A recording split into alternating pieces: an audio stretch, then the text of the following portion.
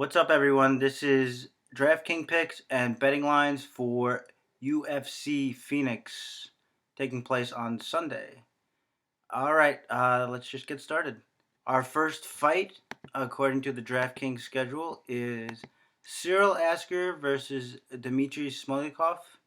Smoliakov can be had for 8,200, while Asker will run you 8,000.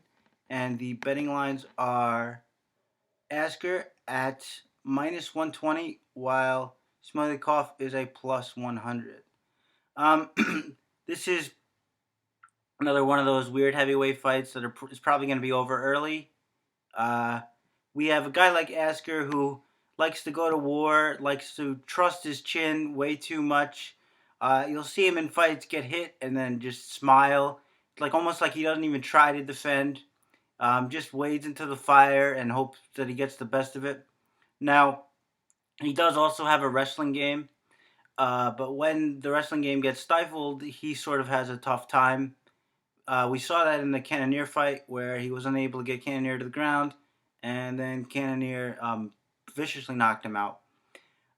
So that really plays in well for Smoliakov because while Smoliakov gassed horribly in that fight against heavyweight Henrique De Silva, he did show good takedown defense up against the cage, and he also Henrique tried like a power double leg at some point in the first round, and Smoliakov just shucked him off, which I found very encouraging. Smoliakov, neither one of these guys are defensively minded per se, but Smoliakov at least will try to evade and get out of the pocket when he gets hit. Asker really doesn't. He just looks to stand and trade until one of you gets knocked out. So for that reason, I like Smoliakov a little bit. He's also a bit more diverse in the striking department. I mean, he throws some leg kicks. They're not the greatest leg kicks you've ever seen, but he throws them. And I just think we didn't see a lot of, or any rather, of Smoliakov's wrestling game in his last fight, but he is supposedly a grappling champion in Russia, master of sport there. So we'll see if he tries to utilize that here. As I said, he really gassed out bad in that fight, so that's a concern. But I just think he's a little bit better put together than Smoliakov is, and I also think he's a more aware fighter. He's not just gonna stand in there and throw. He'll look to evade even if he's not the best at it. So I expect Smoliakov to sort of put it on Asker early, and he is going to be the bigger guy here. So if he does get to him and Asker tries to trade, he could be going to sleep. So that's going to be my lean, I think, is a Smoliakov. I'm going to say first round TKO.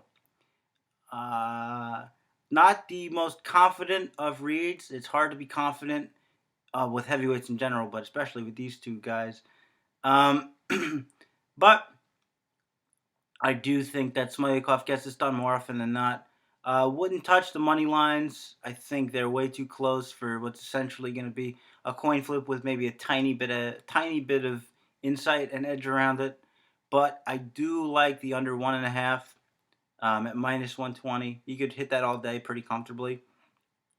If they both gas and this just turned into like a slogging heavyweight, like trying to stand up effectively affair and failing, then maybe that misses. But I think more likely scenario is somebody's going to sleep, and I think a couple more times, more often than not, it's going to be Asker who's going to take the nap. So that's the lead there. We go to the next fight, which is Bojan Mihajlović versus Joachim Christansen. Mihajlović could be had for plus 185, and Christansen is the minus 220 favorite. On DraftKings, that translates to $8,800 for Christansen, while Mihajlović can be had for $7,400. Christansen is just the way better fighter here. There's no other real way to say it. Christansen has very crisp striking, punches down the middle. He's good on the ground. Um, Milojevic just sort of tries to wade in and get the clinch, and he throws big looping punches while doing that. So if he hits you, he can knock you out. But Mihajlović is just sort of a bullying style. Get the clinch, try to get a trip takedown, and try to get on top of you and pound you out, which could be effective at the lower levels, I'm sure. But Christensen just has been around for so long, and he's so seasoned. He's got a good chin. We saw that in the Henrique de Silva fight when he took the knee and looked ready to go after hitting the floor. Didn't really seem dazed. Got caught in a scramble there for the loss with the armbar. Not too worried about that here. The one thing that would maybe give me pause is, like I said, the rushing in. And because when Henrique rushed in on Christensen, he sort of backed up straight and was taking damage and was sort of accepting of the clinch. And if that happens here, Mihajlović could implement his game plan. But that's really Mihajlovic's only avenue for success here, or save for maybe a winging power shot. Christensen, again, just way better martial artist all over the place. Having said that, I think his price may be a little high, 8,800 here, and also the minus 220 could also be high. I expect Christensen to win this, but these big dudes who could just get a hold of you, especially since we've seen that could potentially be a stumbling block of his. It's a little bit worrisome to me. If you're playing DraftKings, you have to have Christensen, a pretty significant piece of Christensen, because I think the more likely scenario is he wins. Does he win at a minus 220 rate to make that profitable? I'm not so sure about that, even though he is limited. So yeah, the lean is obviously Christensen, but you just be a little bit careful. And if you're playing DraftKings, no one's going to be on Bohan, probably. So if you want to take one shot there, maybe he can grind them out against the cage or whatever. I'm not opposed to that if you're making multiple lineups. But as far as who's going to win the fight, it should be Christensen all day. All right, so our next bout here is Walt Harris versus Chase Sherman. Walt Harris, 8,700 on DraftKings. Chase Sherman, 7,500. And the betting lines are Sherman at plus 120 and Harris at minus 140. Now, this is a fight where I like Sherman here, despite the fact that he got lit up by Justin Ledet in his UFC debut.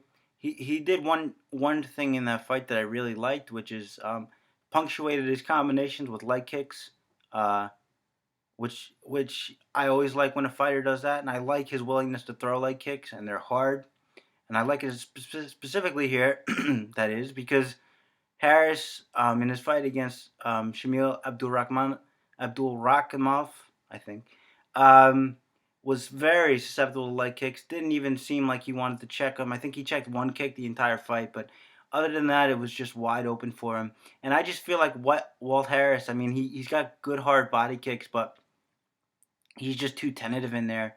He doesn't go forward enough. He doesn't throw enough. He doesn't even really look to counter all that much. So what you get really is just sort of a guy who just sits there waiting to be hit, and when he throws back, it's not nearly going to be at the same clip.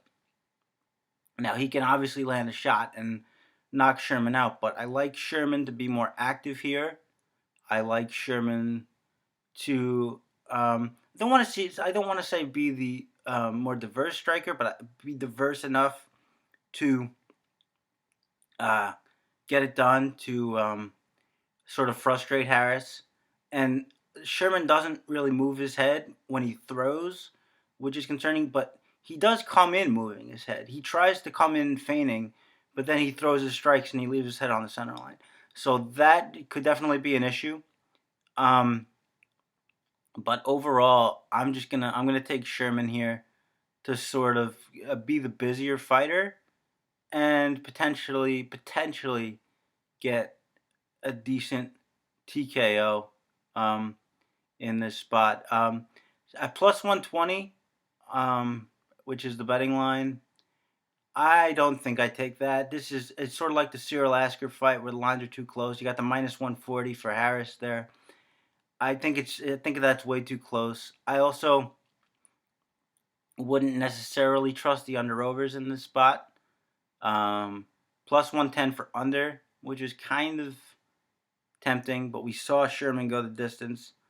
We've seen Harris's style, which is again tentative, which means this fight could be dragged out potentially. So I wouldn't really touch anything here. The only thing I really do like a lot is, as I said, that 7,500 for Sherman on DraftKings. Particularly if you want guys like Drakkar Klose or Yair Rodriguez, who we'll talk about later, you're gonna need some of this salary relief, and Chase Sherman, I think, is a great guy for that.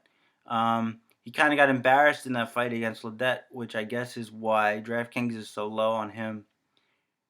But I think the bookies kind of have it right. I think Vegas has it right, and I think Sherman for that salary is very capable of winning this fight. I think he wins this fight more often than not, and I think he's a really solid play to sneak in some of those higher priced guys.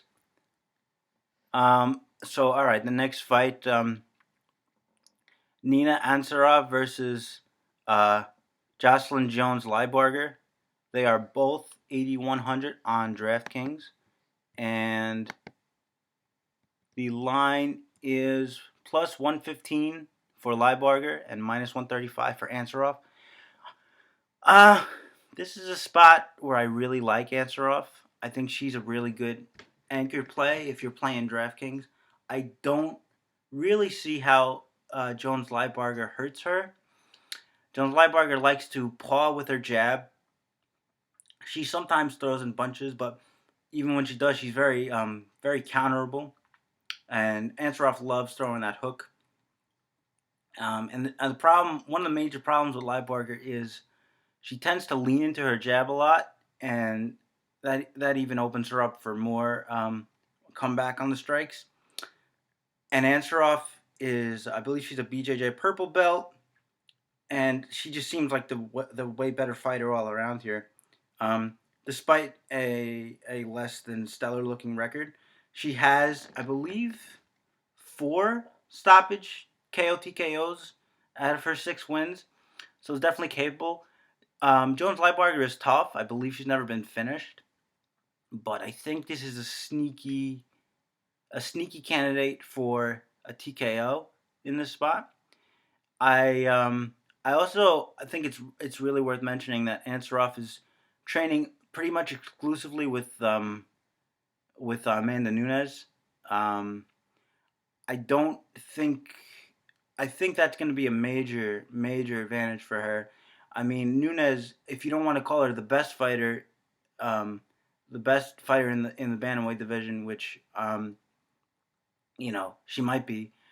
She's definitely the most powerful striker. And training with somebody like that, I think she can really improve a lot. I think in a short space of time.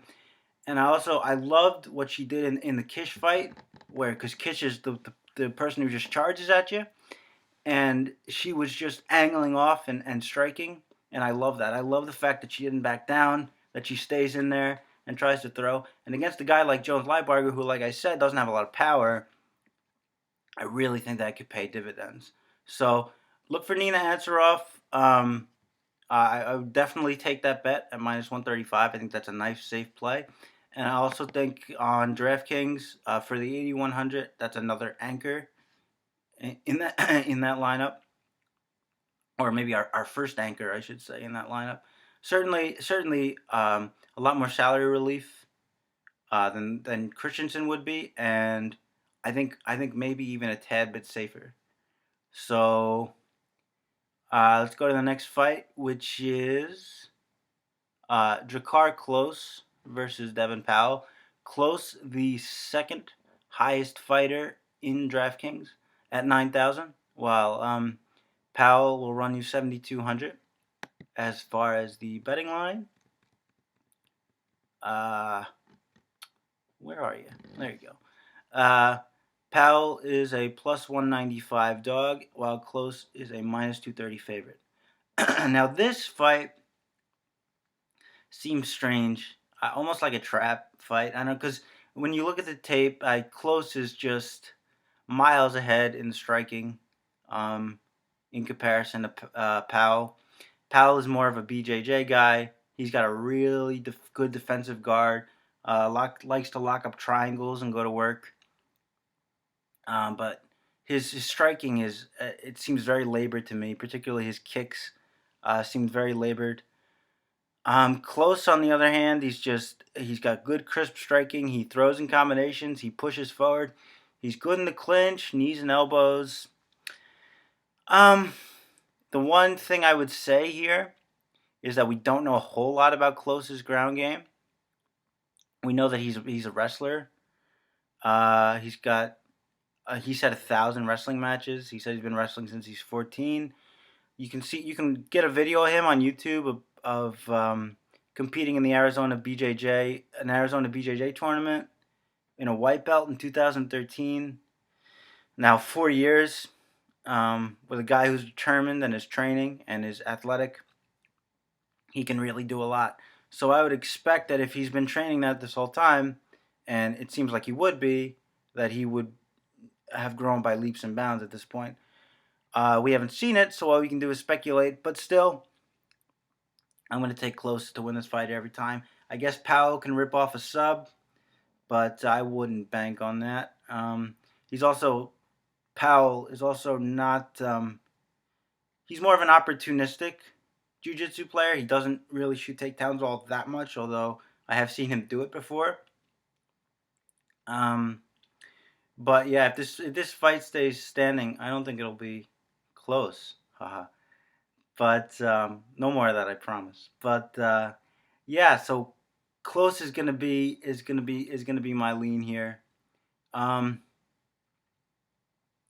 don't dislike the under 1.5 here, because I feel like Klose has a very blitzing style, and he likes to come out. So he could either get caught in a sub or finish him quickly.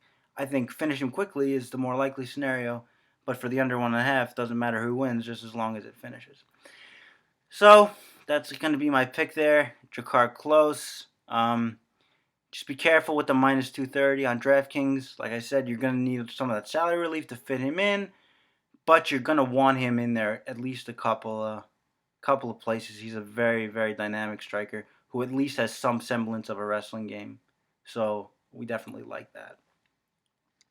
Okay, next fight. Alex White versus Tony Martin. White is plus 175 on the comeback, while Martin is minus 205. And on DraftKings, we have Martin at $8,900, Alex White at $7,300. Both the DraftKings and the money line seem a little wide to me. I do think Tony Martin's going to win this fight. I don't think it's going to be that much of a blowout. I like Martin. He's a strong grappler and a willing takedown guy, and he's good with his combinations. But he really is susceptible to leg kicks. We saw that in his last fight where his leg just got chewed up. So if he's just going to leave that leg out there to be kicked, that's something to I guess be afraid of. But Alex White, I mean, he's gotten better with his head movement. He's gotten better with his feints and fakes. but he still comes in on a straight line sometimes. And if he does that, I expect that he'll get punished for it. And I also don't know if beating um, Artem Lobov is the best barometer to say, okay, well, now you've gotten better. Just because Lobov is so short armed that he really has to leap in, and it's easier for you to slip. I think we saw in that fight with Clay Collard where Alex White would go to slip and then angle off and fire another shot, but Collard had that reach, so he would angle off, try to fire a shot, and get cracked because he wasn't out of range. And I think we could see a similar thing with Tony Martin here. But overall, Martin just way better on the ground. Although Alex White has been trying to incorporate more wrestling, Martin just I think way better on the ground, a better active sub game, and I think a little better on the feet. So all that adds up to a Tony Martin victory, I think. But it's going to be hard. I'm going to play him a little bit on DraftKings, but the 8,900 is just a lot, and I wouldn't take the 205 here. I just think it's too wide. So there you go. Next fight, Victor Pesta versus Alexei Oliynyk. Come back on Pesta plus 115. Oliynyk at a minus 135 favorite, and on DraftKings we have Oliynyk at 8,600, while Pesta can be had for 7,600. This is another one of those anchor fights, I believe. I think Oliynyk, I really like him in a spot like this. I think he's really tough. We saw in that fight with Daniel Omielanczyk where Omielanczyk was lighting him up and he was all bloody and whatever, but he was still going across the ring, trapping him against the cage and getting double legs. I mean, it was the most heart-gritty thing I've ever seen. The thing you want to worry about a little bit is Oliynyk just wings wild shots. He doesn't really have a technical striking game. But I don't think that's going to matter against Victor Pesta. Pesta is just very hittable, and he wants to grapple himself, but can he grapple with Oliynyk? I mean, Oliynyk moves very well on the ground for a big man. He's always looking for subs. He's heavy on top. He can sweep. We actually saw him sweep on Mihajlović. So I don't know. I just think Oliynyk is maybe not better on the feet technically, but Pesta's certainly not great technically, and Pesta leaves himself open to be hit. And if Oliynyk connects, I mean, we saw him put out, I believe, Jared Rosholt with a shot. So, is that right? Let's check that. Yes. So, I just think that Oliynyk is the much better player, and I also think that Pesta is not going to be the one to exploit the deficiencies of Oliynyk the way that Omielanczyk did. Like, Oliynyk has a tendency to rush in and wing his shots, and Omielanczyk, being a seasoned kickboxer, was just able to light him up with a straight shot. I don't know if Pesta is going to be able to do that. And like I said, I certainly don't think he's going to be able to out-grapple him, so 8,600 for Oliynyk. One of my better plays, one of my anchor plays. Get him in your lineups. I think you will be happy you did. And also, I would definitely goes out saying, I think, but take that betting line at minus 135. I think that's pretty low. I think people might be thinking that Olynyk's at the end of his rope. He's got something like 61 fights or something, 40 wins by sub, which is, I don't care what level competition you're fighting. 40 subs anywhere, 40 subs in your backyard is impressive. So there you go. There's the pick for that one. Next fight, Augusto Mendez versus Frankie Saenz. Mendez a plus 132 dog, Saenz the minus 157 favorite. When I first looked at this fight, I thought Mendez might be worth a little bit of a value play here. Whoopsie, let me give you the DraftKings line prices. Saenz at 8,300 and Mendez at 7,900. Now, as I was saying, when I first looked at this fight, I thought Mendez might be a little bit of a value play, but upon thinking about it a little further, I just don't know that he's going to be able to handle the pressure game of Frankie Saenz. Saenz just has a vicious kicking game. He pushes forward, throws in combinations. I don't know if a guy like Augusto Mendez, who's good, who's promising, but only has 6 fights, I don't think he'll be ready for it. Mendez is like a very highly decorated Brazilian Jiu-Jitsu black belt. You can see that in his fights. He's got good top pressure. He's always looking for subs. He's active. What I like about him is he'll try to do damage on top while he's looking for subs, and you always like that. But he's not really an active takedown guy, and that troubles me when we're talking about a guy who probably needs to get a fight down to the ground. He can catch a kick. He can, but do you really want to bank on that for either a bet or a DraftKings lineup? I mean, I don't. So I am taking Saenz here by early TKO. I know a lot of people are on Mendez for the dog play. Cheers, guys. Good luck with it. But I just think that Saenz is going to be too much here. And I don't think Mendez has a developed enough striking game to hang with him. And he's just going to get overwhelmed. So I think Mendez is a good play everywhere. I would certainly take the line. I would certainly take the DraftKings line, the DraftKings price. And perfectly eyes open, could get upset here, but I don't know. I just don't see it. I got to go with who I think is going to win the fight more often, and for me, that's Frankie Saenz. Next fight, John Moraga versus Sergio Pettis. They are both $8,100 on DraftKings, and let's see here, plus 122 for Moraga, Pettis minus 142. I'm a Sergio Pettis fan, at least in this spot. I love his movement.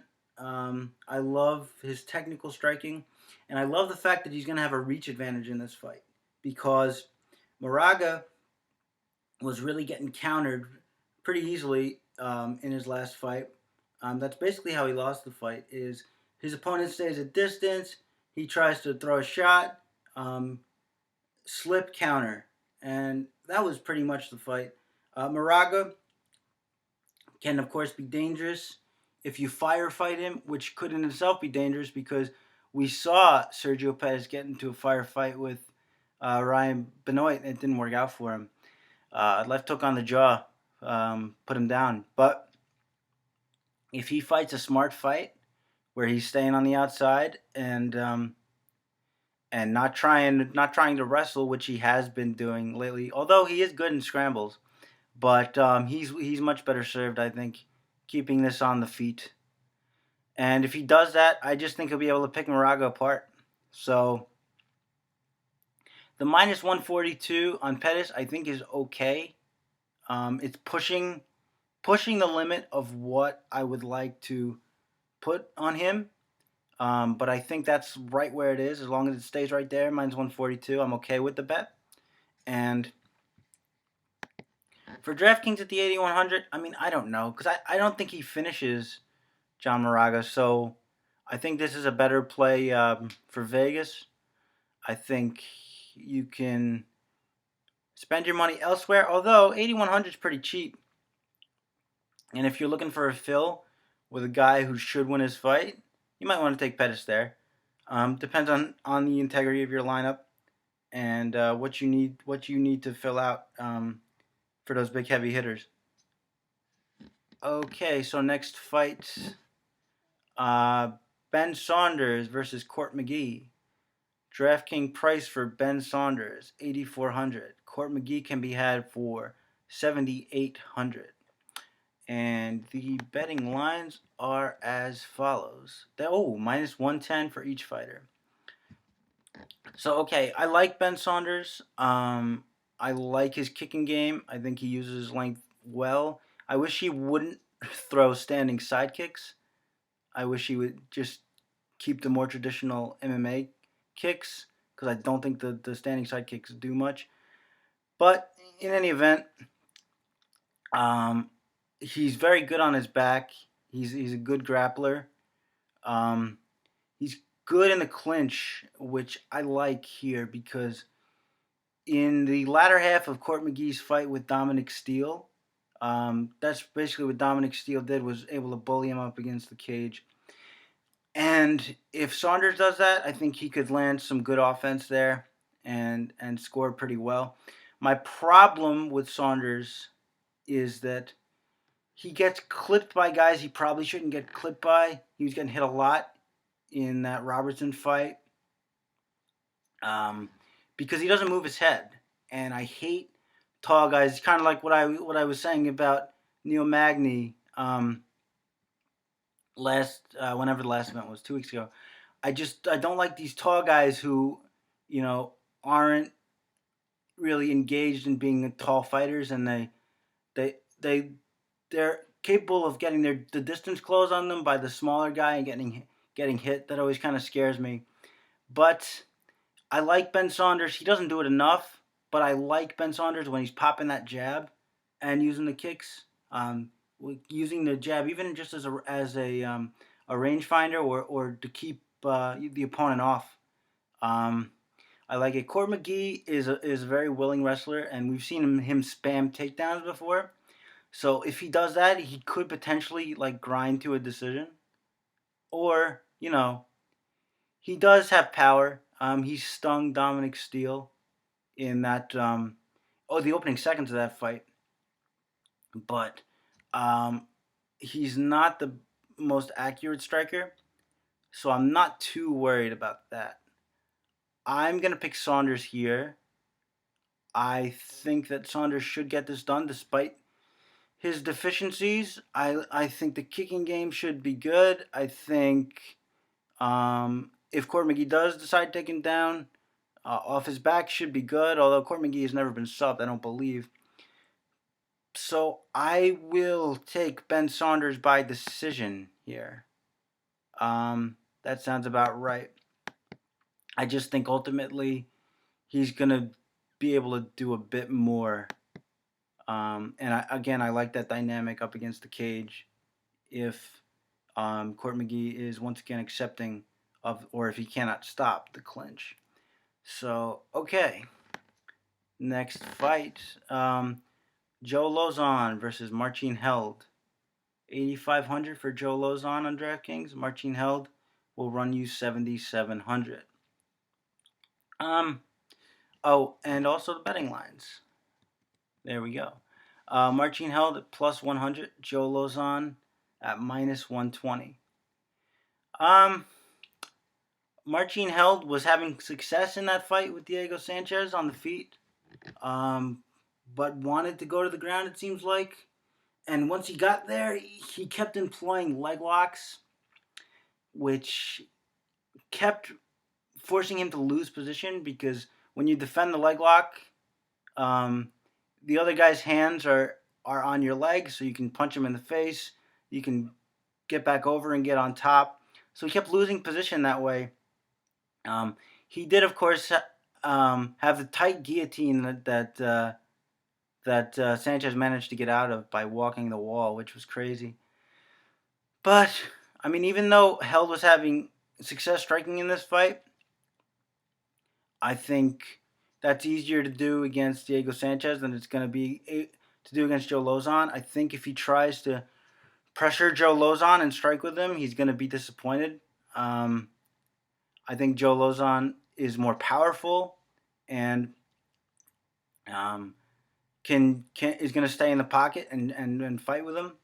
And also, Marcin Held is not Jim Miller, who's um, a, a way better striker who can really pressure you and has the power to put you out as well. So I I don't see Held um, winning this fight too often, because even if he gets to the ground, I mean, obviously Lauzon is no slouch on the ground, to put it mildly, and we just haven't seen Marcin Held win against this kind of competition before, and I don't really see anything in his game that suggests that he can beat Lauzon in a spot like this, where, I mean, Lauzon is probably the better striker, definitely hits harder, and will um, be able to match him on the ground, or at least be game on the ground. So I'm picking Lauzon here, and it's interesting because I love that minus 120 line. If you're a Lauzon fan, you have to be betting this fight. If you're betting, um, I just need to see more out of Held. I need to see him fight smarter, not give up position so much, and against an experienced veteran like Lauzon, I just don't like the chances. So Lauzon on DraftKings, Lauzon on the betting line, Lauzon everywhere. Um, all right, so our main event of the evening is the prodigy, BJ Penn versus Yair Rodriguez. BJ Penn a plus 345 dog. Yair Rodriguez minus 425 as the favorite. And on DraftKings, 9,200 for Yair and BJ Penn 7,000. Let me go back 1 second and give you the DraftKings prices for Lauzon and Held. That's Lauzon 8,500, Marcin Held 7,700. Once again, Lauzon everywhere. It's funny because talking about this Penn fight now, I would pick Penn, not even prime Penn, but maybe a little bit better than this BJ Penn, to be a really tough fight for Yair, because he likes to be in boxing range, and Yair's problem comes when he gets out of kicking range and into boxing range, particularly up against the fence. So I do think that Penn could potentially give him problems there, but you got to remember, the BJ Penn we're looking at here got mauled by Frankie Edgar, got mauled by Rory McDonald. He's coming off another long layoff. I mean, it's been a good 5 years since we've seen a competitive BJ Penn fight. So how could we ever know what we're getting? It just doesn't seem good to me. If you're picking Yair here, it's got to be straight fade.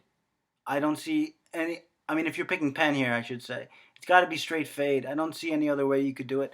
We just don't have enough information on BJ Penn to make an informed choice. Like, okay, is he better? Is he working on this? Is he doing that? Even if you like what you see in training, I mean, that's just training.